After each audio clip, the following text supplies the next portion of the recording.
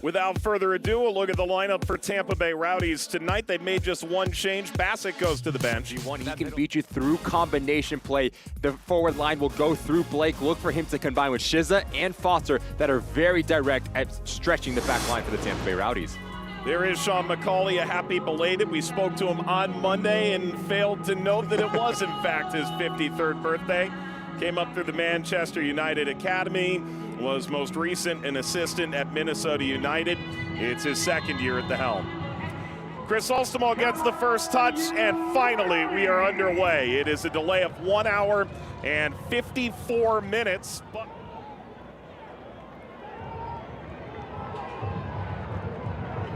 Driven forward, this deflects off the hands and eventually held by Hunter Solt. And as good a save as it was, it proves unnecessary. The flag had gone up. And in behind, Pacius trying to run this down. As Arteaga joining, Pacius curled it right at Solt. Laid that right into the path of James Murphy. Great ball. Dissecting a couple of lines. Blake through, and chasing this down, Brynéus. And it's the first time that we see a player of Blake in between lines, which allows Brynéus to be. Rendon. And Guillen. Still on here for Indy. Quinn. Slides down to help retain. Came through Blake. Driving. Firing! Oh! Maalique Foster! That is a screamer for Indy 11! Has turned the game totally on its head!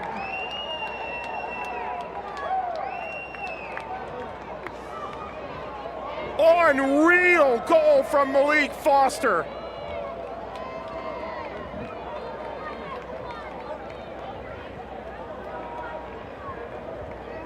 Wow. The Brickyard Battalion loves it. Indy's gone on the road and stunned the Rowdies in first half stoppage. Over the line. Quinn, McRobb. Yeah, that's halftime. Well, Indy scores a scorcher right before halftime. They head into the locker room with the advantage. Return to Quinn, into Blake. Blake muscles that in. Dealt with by Bondre. A little pocket of space here from Blake just to play off the shoulder of Murphy. Better in terms of being connected within Aiden Quinn. And Murphy, good strike in the end, easy save from Bondre. Guillen.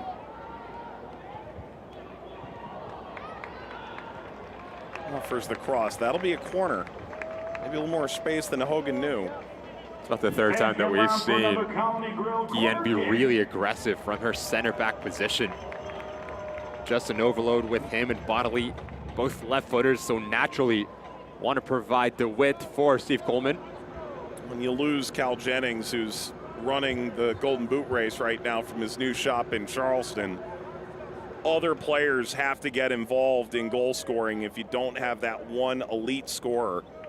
Well, Arteaga could be that guy, and Pacius has had moments. It means other guys like Guillen getting forward can help orchestrate more. We've been looking for that. Hilton. Header from the backside.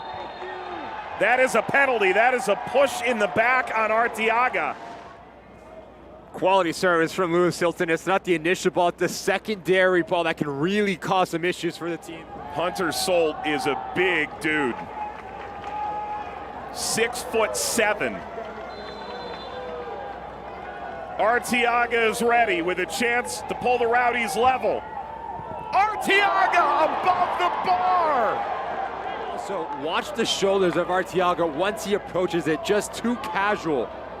Slow run up, so you have to get your balance. Against the Rowdies, this their 20th meeting, and the first since 2018. Driving Bodily, cuts over Arteaga, back over Bodily!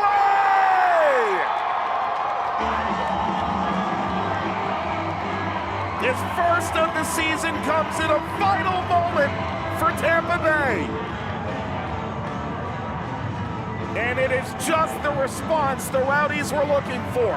It's 1-1.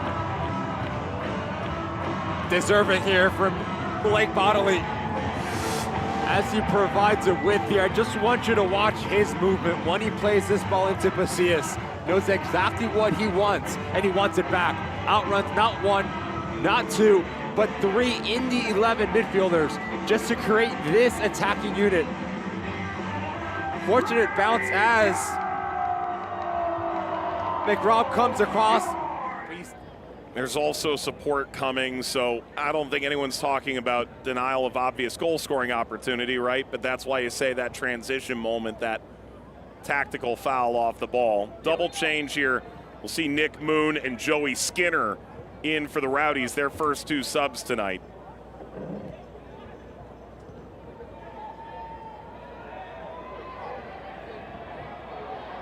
Driving forward here for the Rowdies. That takes a deflection, gets in! They've turned the whole thing around. It's Nick Moon, who's just come into the game with a moon shot.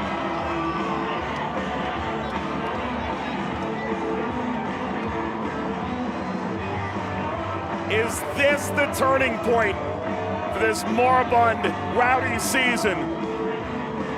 2 goals to 1. Loops into Foster. Cleared by a lasso out to the halfway line. Woobens, Pacius spots the run over his shoulder. It's Ali Bassett. Bassett cuts it across. There it is. The insurance. Tampa Bay. The win they need. Laurence Wyke, the finisher.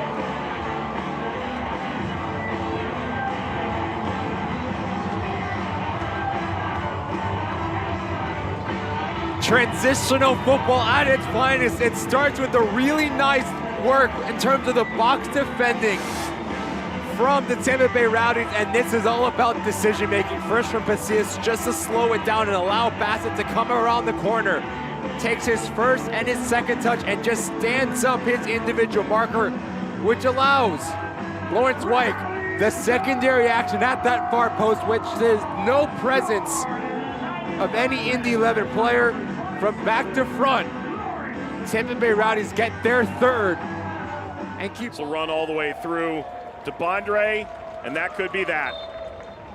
That is that. It is the inflection point of the season for Tampa Bay. A necessary 3 points. And from the bottom of the table, the Rowdies continue their long-term dominance over Indy 11.